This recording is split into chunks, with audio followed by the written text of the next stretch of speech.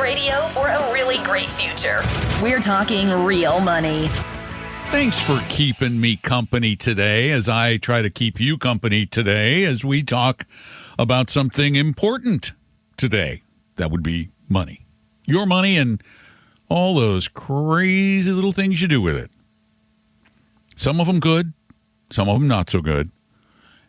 We're going to try to help you.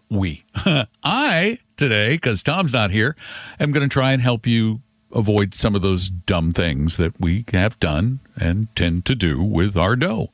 And you are the person who makes it work because you give me the opportunity to answer your question. So I know what you're needing, wanting, desiring, and you do that by calling me at 855-935-TALK, 855-935-8255 every Saturday, because this will become a podcast next week.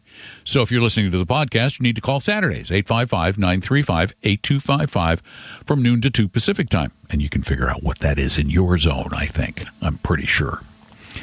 Today on the program, we're talking about reactions.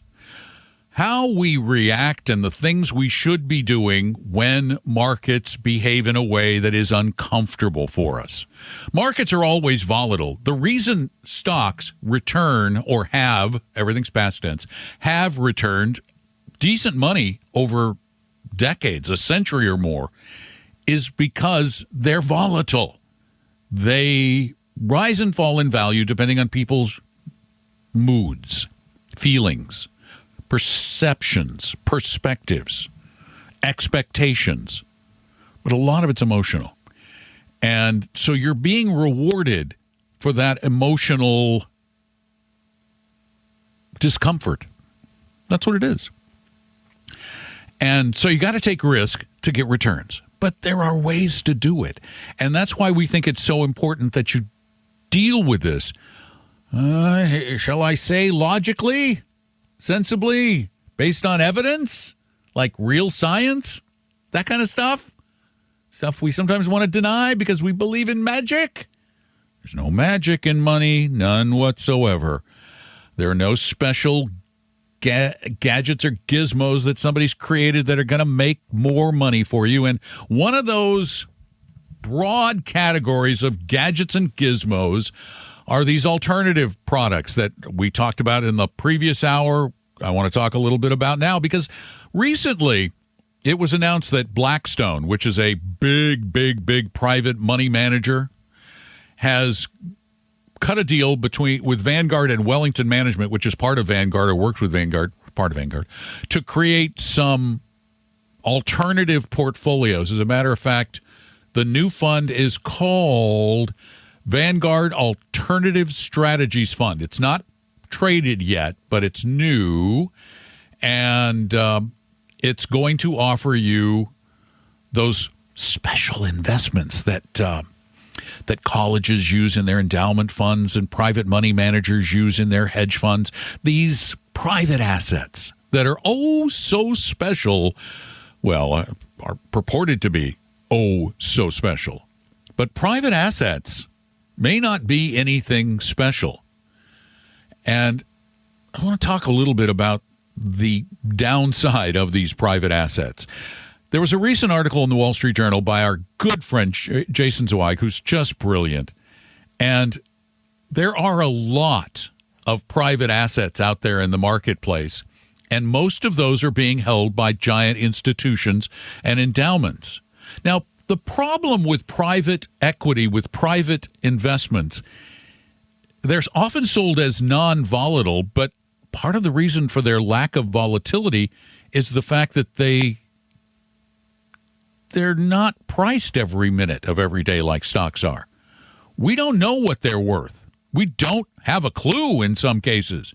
They get to make up their values for some of these funds. They hire somebody to value them, and, well, is the value right?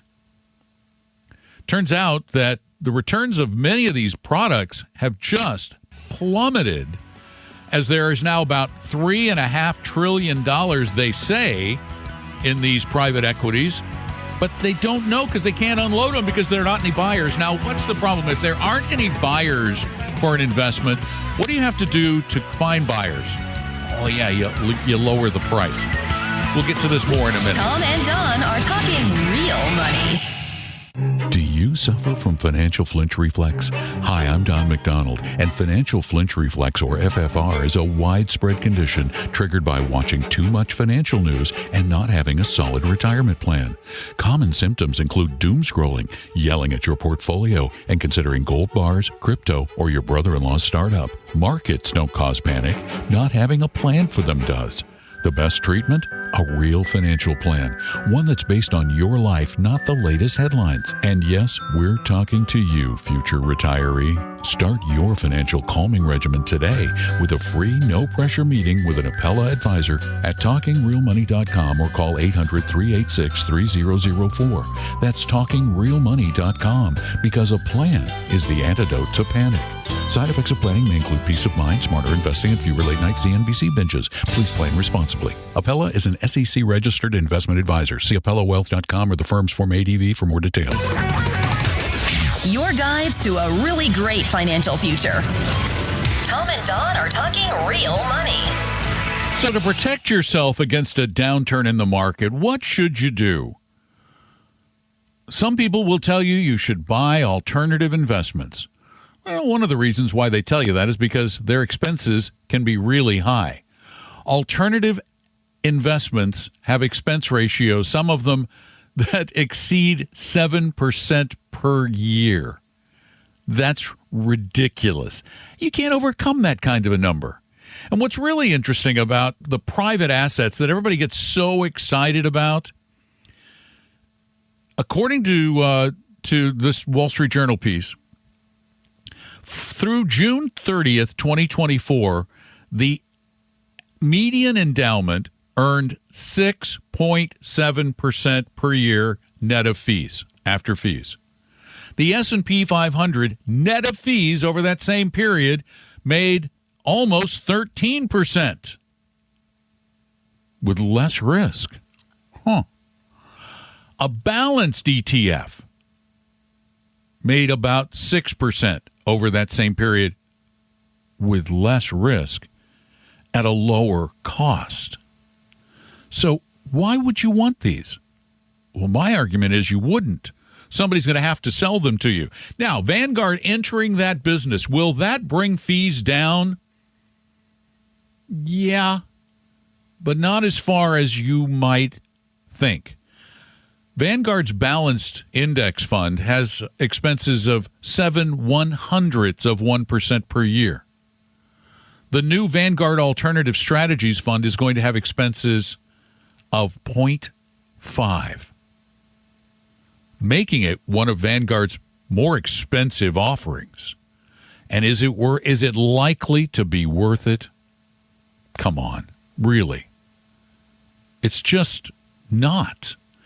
The 5-year average annual return for the index, the benchmark that Vanguard's going to follow for their fund, which is the comparable product out there, the 5-year. You think this is really good for you?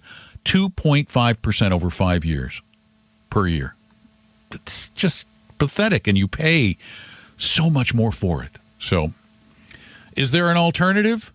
No. Build the right portfolio for your risk tolerance and then keep putting money in it as long as you can.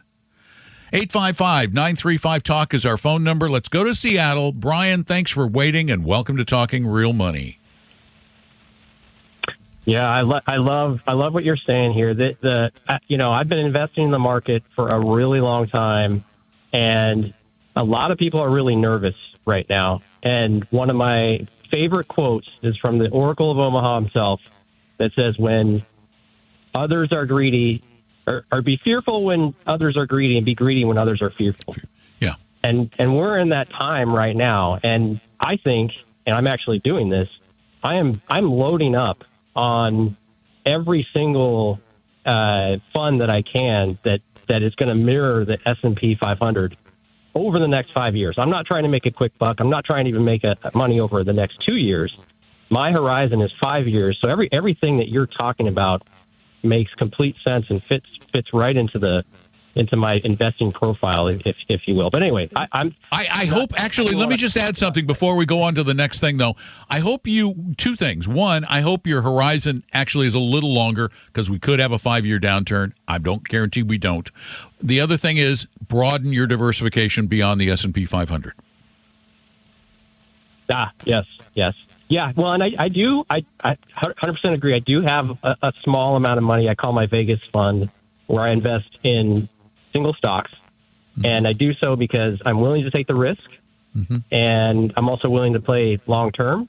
But the expectation with that fund is it's not going to do as well as no. But what I'm saying is do VT, do the Vanguard Total World instead of the Vanguard S&P. That's all I'm saying, because what it does is it actually smooths the ride, or at least historically has smoothed the ride. When the U.S. does badly, they don't always move in lockstep over long periods. So I would be more broadly diversified. But go ahead with your question. I'm sorry.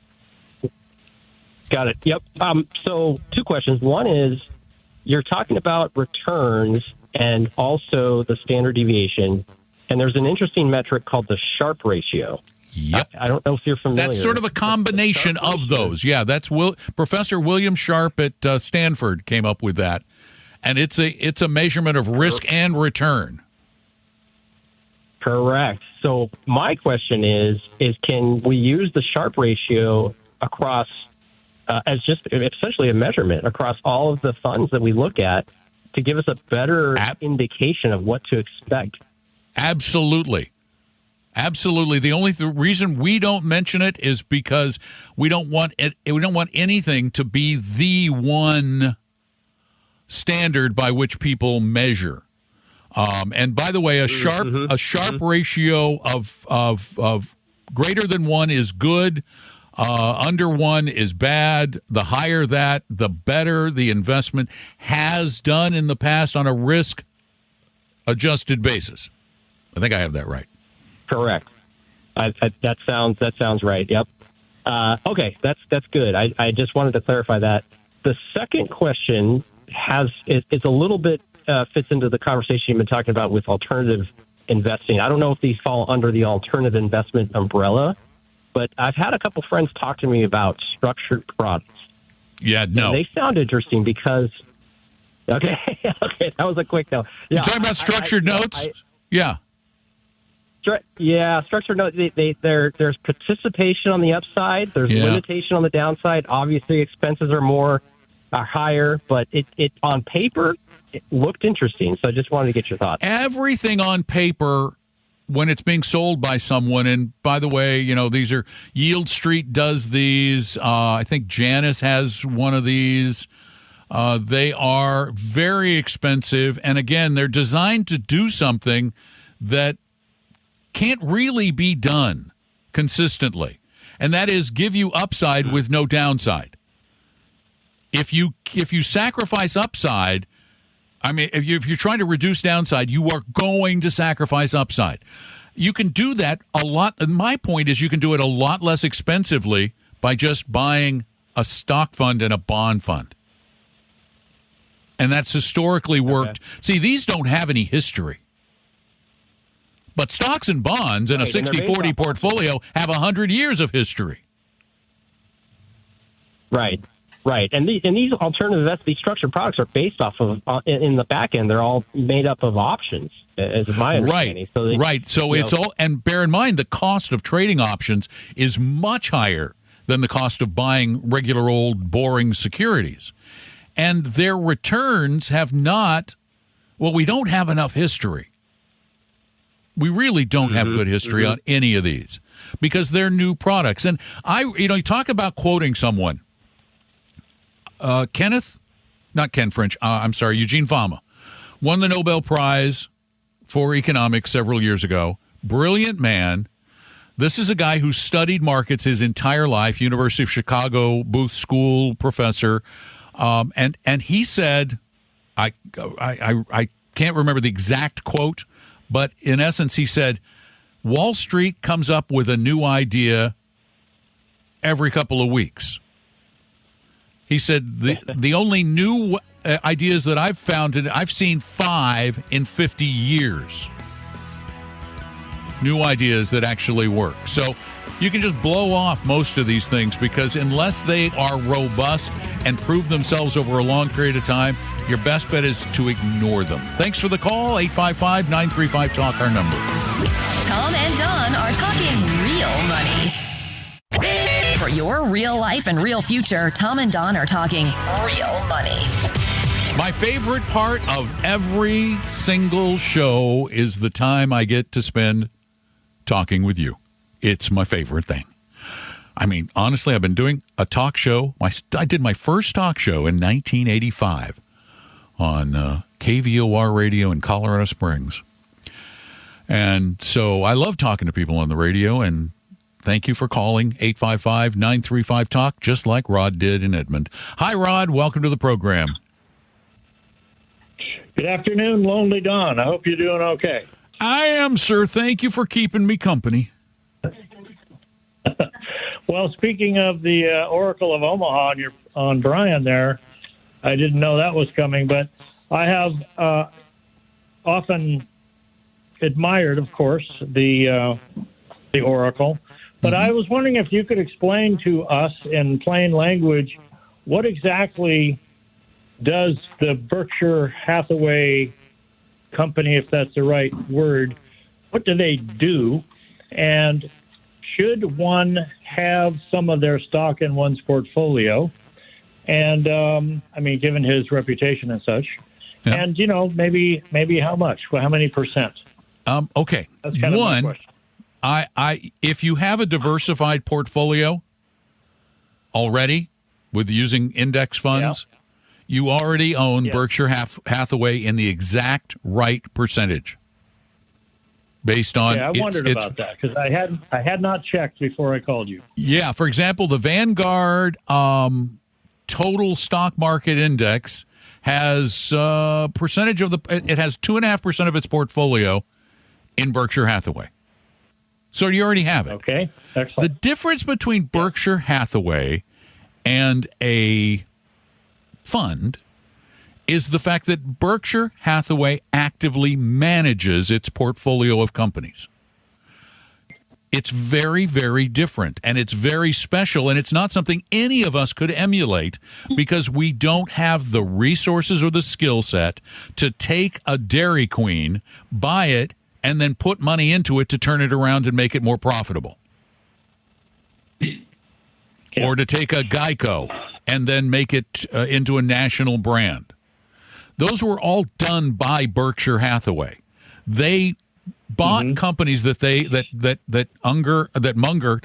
I'm thinking of the Odd Couple because they are an odd couple. That Charlie Munger and Buffett bought together. They, along with a huge team of people who do valuations and spend tons of time studying them, they buy these companies, but they're not just buying them because they think they're going to be better companies. They buy them to make them better companies. So it's more like a giant conglomerate than a mutual fund. And I don't think Berkshire Hathaway will be the same when Buffett's gone. You think they would have different? I think that everything is different. I believe that almost every company, some manage to do better, but generally when you lose a leader of the skill set and the stature of a Warren Buffett, it is tough to continue to do as well because a lot of it was just his personal knowledge and gumption. But that's not saying I would get rid of it because I was a fool back when Steve Jobs died.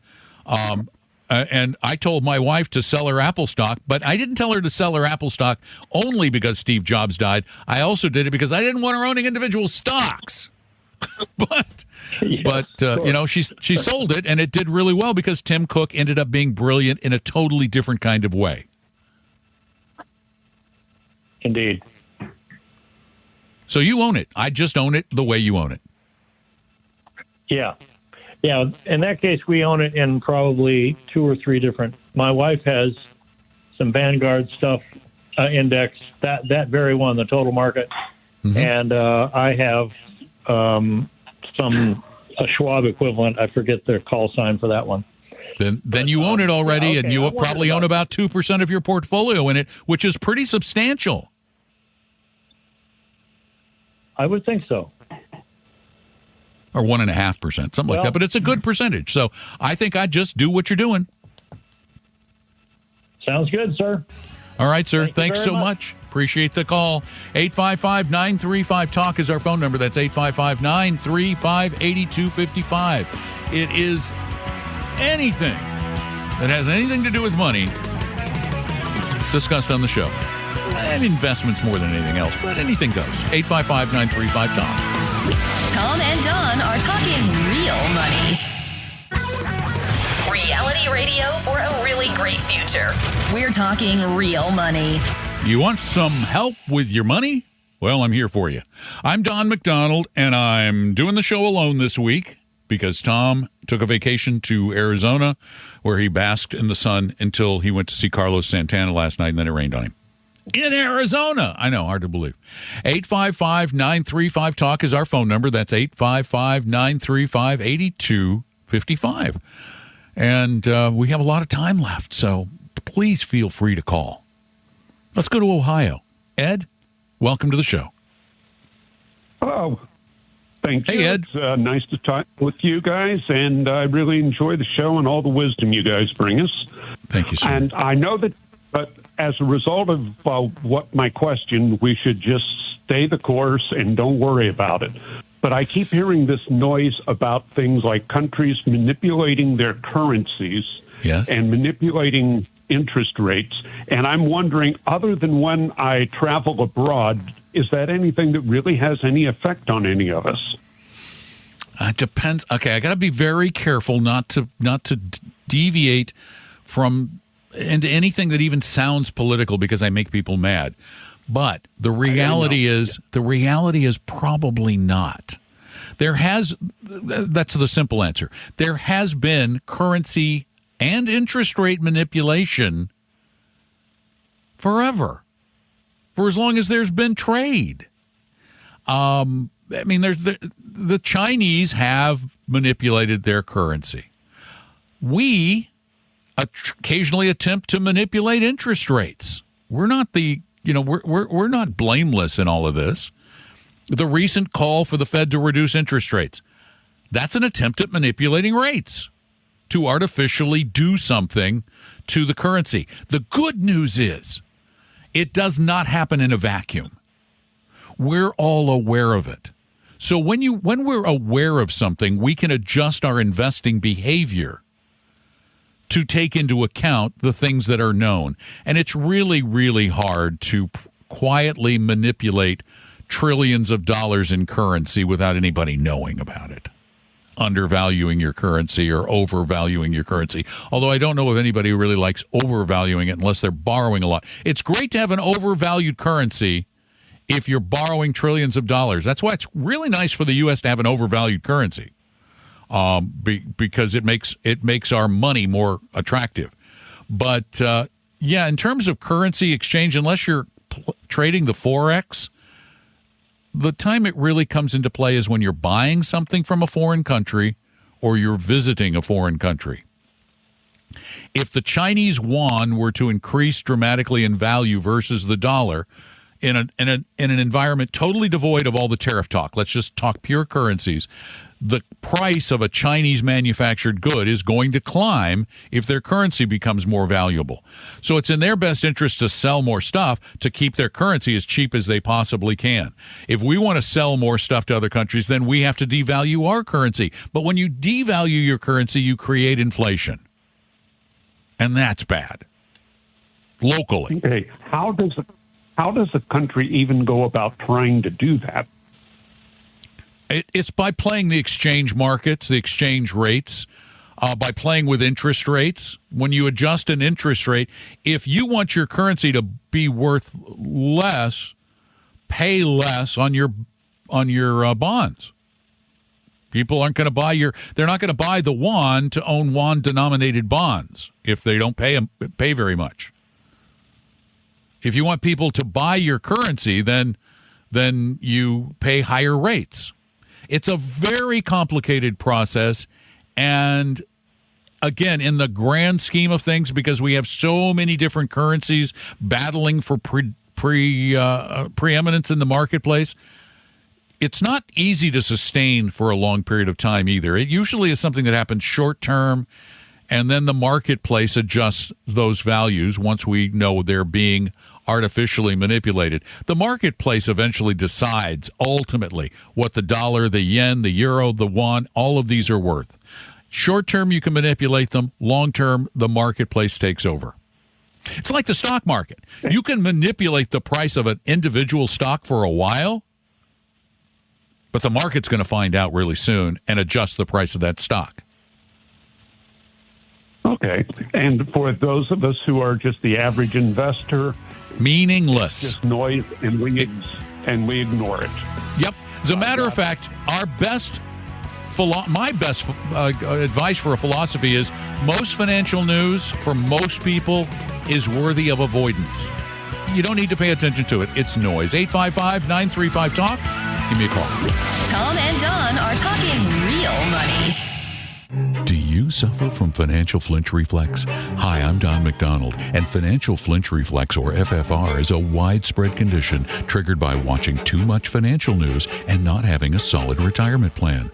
Common symptoms include doom scrolling, yelling at your portfolio, and considering gold bars, crypto, or your brother-in-law's startup. Markets don't cause panic. Not having a plan for them does. The best treatment? A real financial plan. One that's based on your life, not the latest headlines. And yes, we're talking to you, future retiree. Start your financial calming regimen today with a free, no-pressure meeting with an Appella advisor at TalkingRealMoney.com or call 800-386-3004. That's TalkingRealMoney.com, because a plan is the antidote to panic. Side effects of planning may include peace of mind, smarter investing, and fewer late-night CNBC binges. Please plan responsibly. Appella is an SEC-registered investment advisor. See AppellaWealth.com or the firm's Form ADV for more details. Your guides to a really great financial future. Tom and Don are talking real money. And and we're stumbling over our words. Yes, we are. The royal we, just me, Don McDonald. 855-935-TALK is our phone number. That's 855-935-8255. I'm alone. Tom's on a plane. He should be back in Seattle again soon. And then we'll have him back on next week, and he'll join me. We'll be chatting together along with you. But for now, it's just you guys and me, and let's go to Seattle and talk to Mary. Hi, Mary. Welcome to the program. Hello. Hello, Mary, off there in the distance. I am sick. So You're a long way away from your phone. Where are you? I am right by my phone. It's weird. You sound like you're across the room. I'm going to take you off with my Bluetooth speaker. Yeah, I think the Bluetooth thing is weird. It's not sounding very good. We need to go back on the real phone. Can you hear me now? Oh, you're much better now. Sounds like you're right here with me. Okay. Okay, what's up? Okay, I have a few questions. So you talk about fiduciary. Yeah. So I am 100% sure my investment advisor is not fiduciary. Mm-hmm. So would I have to switch out completely and get somebody who's fiduciary? If you want someone who's looking out for you and not themselves, yes. But let me tell you how easy it is. Once you find, the hard part is finding a 100% fiduciary advisor, because according to a study done several years ago by MarketWatch, about 1 out of 100 financial advisors are always required to act as a fiduciary. So finding them is hard. Once you find your fiduciary, though, the fiduciary advisor can move the money for you. You don't have to do anything. Okay. You don't have to make that uncomfortable call to the person you've been working with. They just go grab the money and bring it over to the new account. So how do I know this fiduciary person is good? That's where the hard part comes in, where you have to do some research. And there are several places you can start. We at TalkingRealMoney.com, if you go to TalkingRealMoney.com/help, HELP, we have some resources to help you find Seattle area advisors that we know act as a fiduciary. We also have what we call an advisor interview form that asks really important probing questions to help you determine if they really are trying to do what's best for you.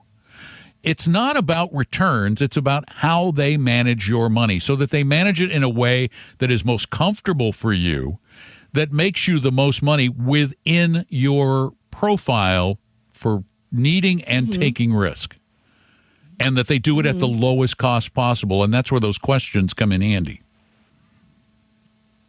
Okay.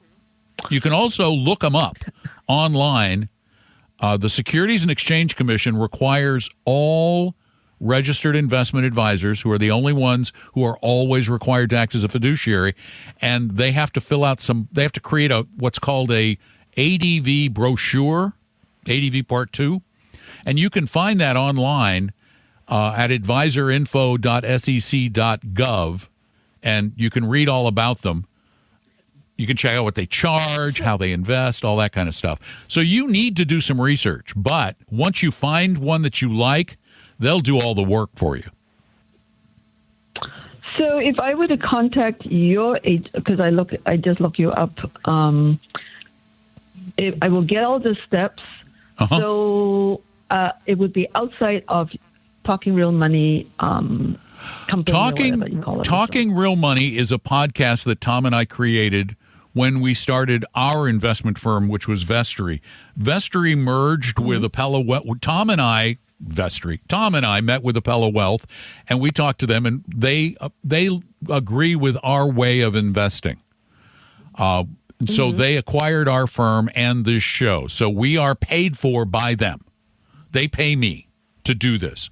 But I'm telling you, I insisted that we not use this show as a sales tool. So I try to avoid doing that.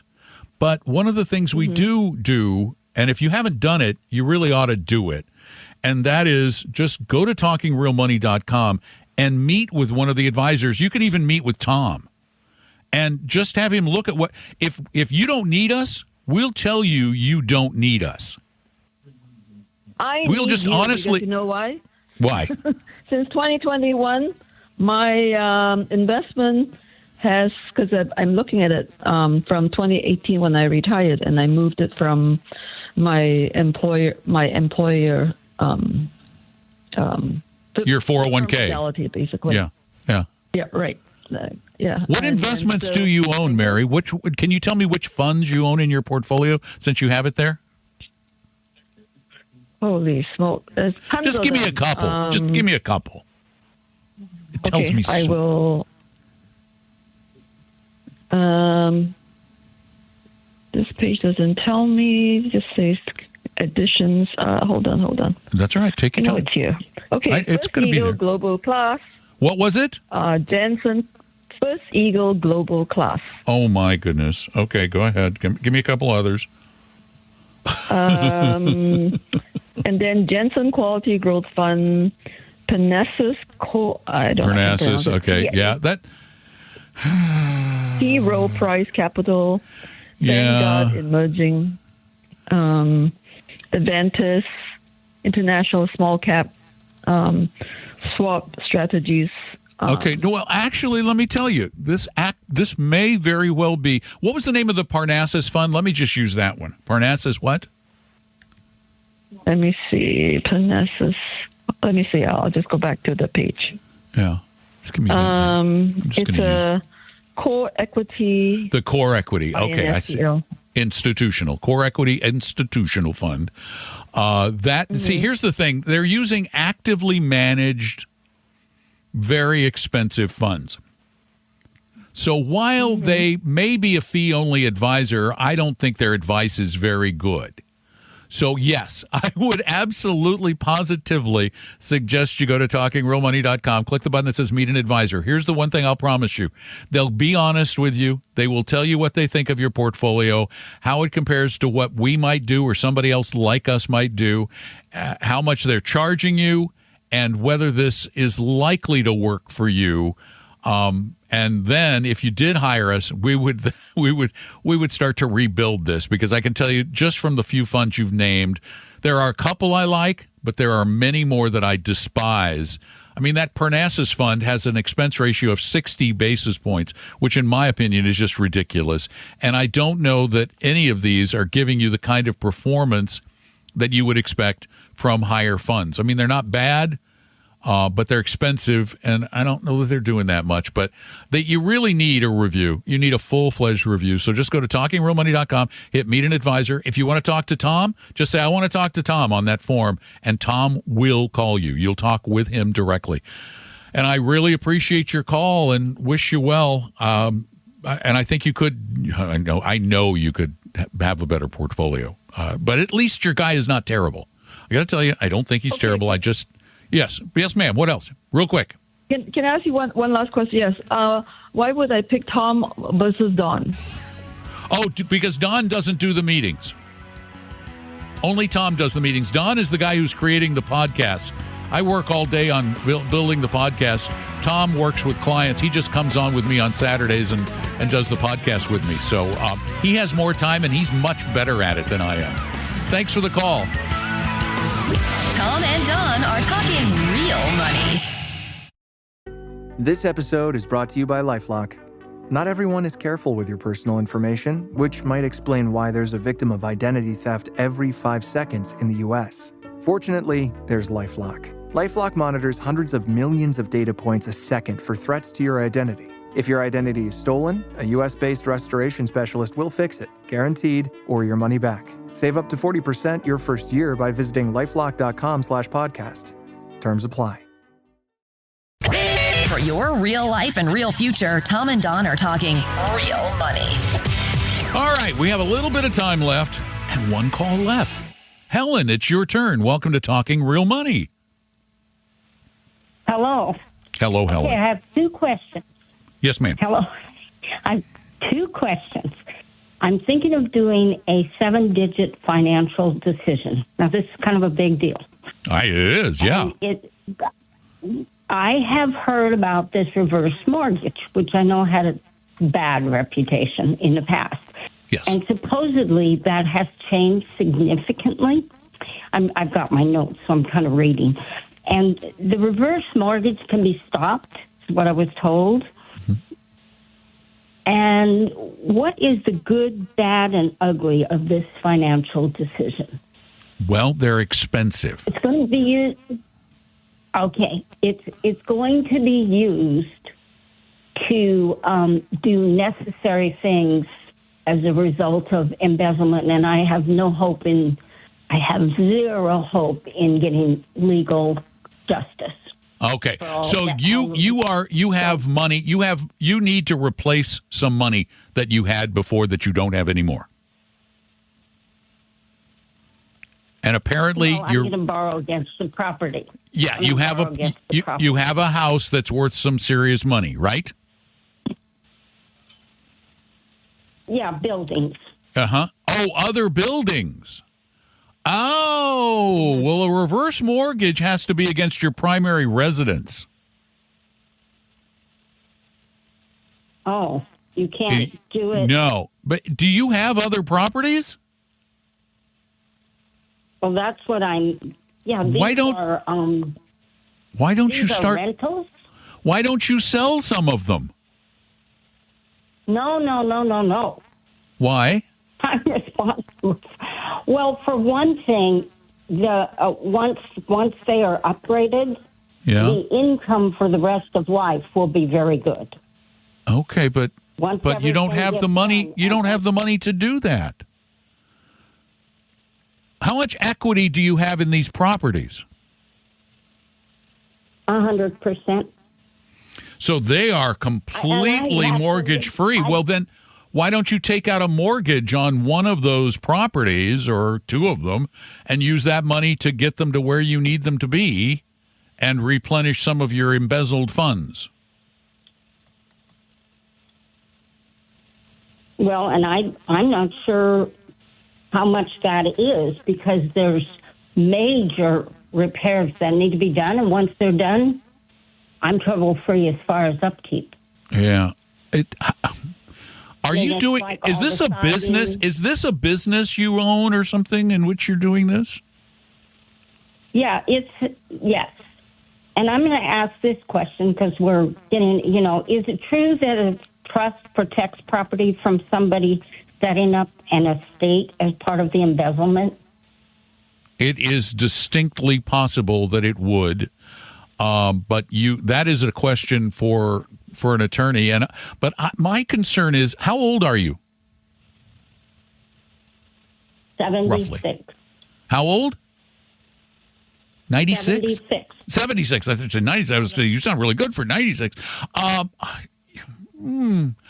got to tell you, if I was in your shoes, I'd be selling a piece of property because it sounds like they're not great properties. But thanks so much for the call. We're totally out of time. The opinions and views expressed on this podcast were current on the date recorded. Opinions, estimates, forecasts, and statements of financial market trends that are based on current market conditions constitute our judgment and are subject to change without notice, including any forward-looking estimates or statements which are based on certain expectations and assumptions. Although information and opinions given have been obtained from or based on sources believed to be reliable, no warranty or representation is made as to their correctness, completeness, or accuracy. Information presented on the podcast is not personalized investment advice from Appella Wealth. The views and strategies described may not be suitable for everyone. This podcast does not identify all the risks, direct or indirect, or other considerations which might be material to you when entering any financial transaction. Past performance does not guarantee future results, and profitable results cannot be guaranteed. We hope you realize that the information provided on Talking Real Money is for informational, educational, and hopefully enjoyable purposes only. The podcast is not trying to get you to buy or sell any financial products or securities.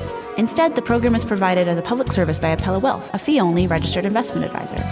Please see Appella Wealth's ADV Part 2A on our website for information regarding Appella's fees and services.